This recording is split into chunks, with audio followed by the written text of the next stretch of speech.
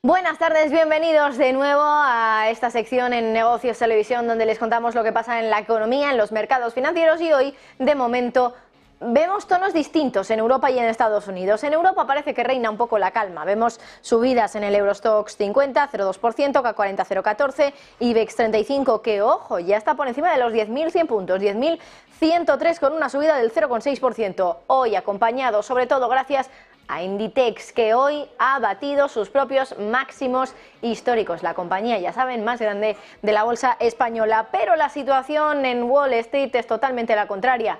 A la espera hoy de actas de la Reserva Federal, a ver si dan alguna pista que otra sobre hacia dónde puede moverse el mayor banco central del mundo, y resultados de Nvidia, una de las compañías más grandes de Estados Unidos. Hoy, al cierre del mercado, publica sus resultados y hay muchísima expectativa, muchísima expectación en torno a estos resultados, tanta que, pase lo que pase, parece que hoy la volatilidad está asegurada. De momento tenemos hoy caídas en Nvidia. Los inversores prefieren, ser un poquito más pesimistas, casi un poco, pues para que no les pille el toro, y de hecho en el día de ayer y en el día de hoy hemos visto caídas en Nvidia. Hoy esos retrocesos son del 2%, ayer eran del 4%.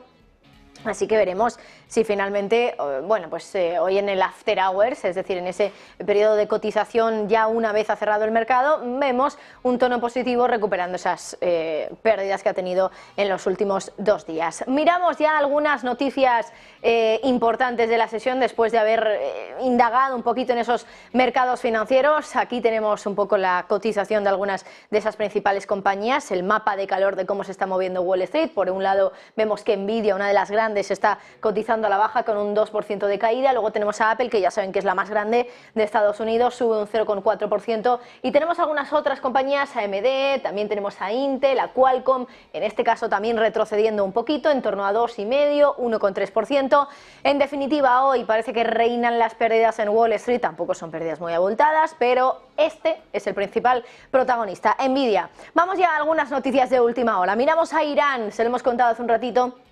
Ha proporcionado, según Reuters, a Rusia un gran número de potentes misiles balísticos tierra-tierra, según han dicho 6 fuentes a Reuters. Y eso implicaría que ambos países están profundizando la cooperación militar que tienen, teniendo en cuenta que ambos también están sancionados por Estados Unidos. El suministro de Irán de alrededor de 400 misiles incluye muchos de la familia Fateh 110, de armas balísticas de corto alcance.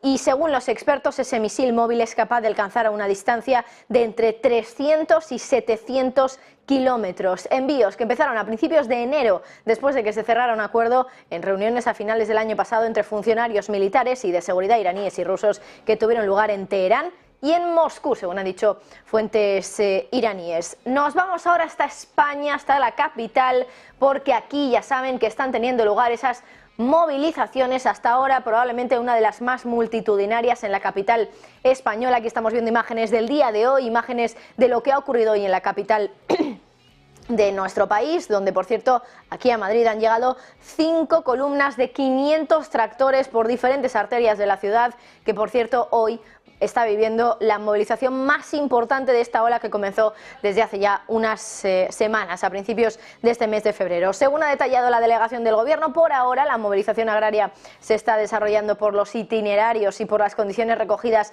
en la resolución anunciada el lunes, y de momento también tenemos a algunos miembros del Ejecutivo, en este caso a la secretaria de Estado de Agricultura, Begoña García Bernal, que ha hecho un llamamiento también a la responsabilidad compartida entre la Comisión Europea, el Gobierno de España y las comunidades autónomas para dar respuesta a las demandas de este sector agrario a la hora de quitar burocracia y simplificar también los trámites administrativos a los que están sometidos en esa actividad de la agricultura. Lo que ha dicho García Bernal es: aquí no estamos hablando de cambiar la PAC, porque eso no es verdad. Dice, ya está bien de mentir a los ganaderos y a los agricultores. Así lo ha dicho hoy en Almería, donde, por cierto, ha presidido la firma de 3 convenios con comunidades regantes. Nos vamos hasta Bruselas. Hoy ha hablado Ursula von der Leyen, la presidenta de la Comisión Europea, que, por cierto, se ha estrenado como candidata del Partido Popular Europeo para un segundo mandato como presidenta de la Comisión Europea. Y eso sí, sin decir no a algunos partidos más ultraconservadores. Lo que ha dicho la alemana es que hace solo unos meses en Madrid, bueno, ella misma, ya saben que se revolvía contra lo que consideraba extremismo, apelaba a una posición más de centro y ahora parece que solo está poniendo algunas condiciones para los acuerdos después de las elecciones europeas. Dice, para mí es importante trabajar con pro-europeos, pro-OTAN, pro-Ucrania, grupos que apoyen claramente nuestros valores democráticos. Así lo ha dicho hoy. What the second question is concerned, for me is important that I work with pro-European, pro-NATO, pro-Ukrainian, clearly supporters of our democratic values groups. So it is more the question, what is the content? And you know that every European election brings a change in the composition of different political parties and different political groups. So the content counts, and those who are defending democracy against the Eurosceptics, and those who are defending our values against Putin's friends, these are the ones with which I want to work and I know I can work with. Bueno, miramos también en los próximos minutos a compañías en Wall Street. Miramos en este caso a un banco regional que es PNC Financial Services. Hoy está, bueno, ha caído con bastante fuerza al inicio de la sesión, más de un 2%. Ahora está retrocediendo un poquito menos, un 1,8%, después de que la compañía, de que PNC Financial Services haya registrado su mayor caída desde agosto, después de que dijera que los ingresos netos por intereses de este trimestre iban a ser inferiores a lo que había esperado anteriormente. Lo que ha dicho la compañía, concretamente su director financiero, es que probablemente van a tener un poco menos de net interest income, como se dice en inglés, por el menor volumen de préstamos. Ya saben que la métrica es una fuente clave de ingresos, en este caso para el banco, y dice ahora PNC Financial Services que puede bajar entre un 3% y un 5% en comparación con el pronóstico anterior, que era una caída de entre el 2 y el 3%. Lo que dice es que la orientación para todo el año de esta métrica todavía se mantiene, pero para el siguiente trimestre bajan un poquito más esas previsiones. Y hablando de bancos, hoy uno de los protagonistas sin duda ha sido HSBC, después de ese desplome que ha registrado en el día de hoy tras ganar un 80% menos.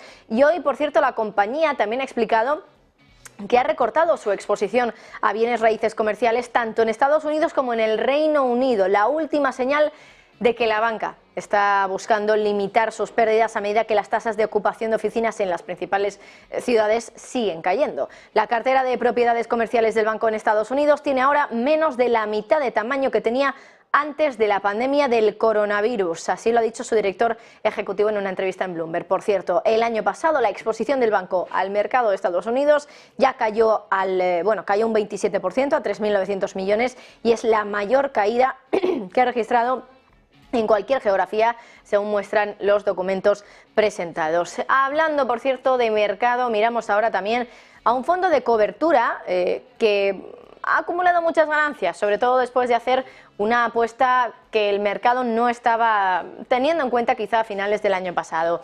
Se trata del hedge fund de Chris Rocos, que ha acumulado unos beneficios de más de $1.000 millones en lo que va del año después de una apuesta por las tasas de interés estadounidenses que finalmente ha dado sus frutos. Bueno, hablamos de Rocos Capital Management, gestiona poco menos de $16.000 millones en activos y va a aumentar un 8,8% en 2024 según informaciones en este caso revisadas por Financial Times. La compañía ha dicho que esos beneficios que se produjeron hasta el viernes de la semana pasada se debieron en gran medida a una liquidación en el mercado de bonos cuando los inversores aceptaron la opinión de la Fed de que los tipos iban a caer más lentamente de lo que había esperado el mercado a finales del año pasado. Bueno, algunas de las noticias del día son estas, mientras los mercados cotizan con tonos distintos de un lado y del otro del Atlántico. En Europa vemos subidas, repuntes del 0,6 ya para el IBEX 35 cotizando en los 10.100 puntos.